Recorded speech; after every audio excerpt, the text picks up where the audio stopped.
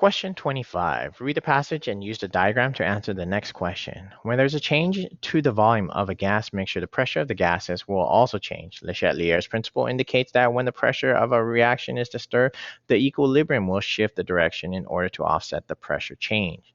Observe the image. So we take a look at this image that we have a balanced equation, and we also have these pistons here, and it says in the directions of lifted to lowered. So we have to look at both of these. Let's first things first. Let's take a look. We're noticing that all of these are all gases. These are all gases. So we're dealing with gas pressure, and we're looking down here, and we actually need to see first if pressure is increasing or decreasing.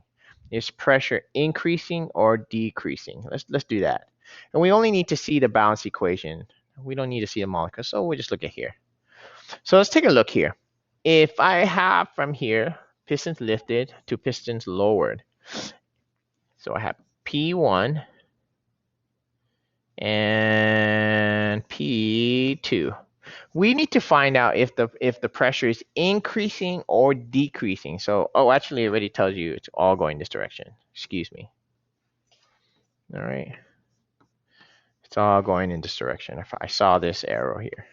So we take a look here, and we're noticing that between the two, we have all of these here. It's pretty spacious, but when you get to this next part, it's very little space. So when there's very little space, there's a lot of pressure. So we're starting to notice here that there's going to be an increase of pressure. Well, one of the rules that you want to, or theories that you want to remember, is that when there's an increase of pressure, anything, when it's all gases, they always want to go from lots of moles to less moles. Now, what does that mean? It's like this. We have to use the balance equation. It means this. You look at the coefficients. And if you add up all the coefficients, so this one is 3 plus 1. This is 4 coefficients.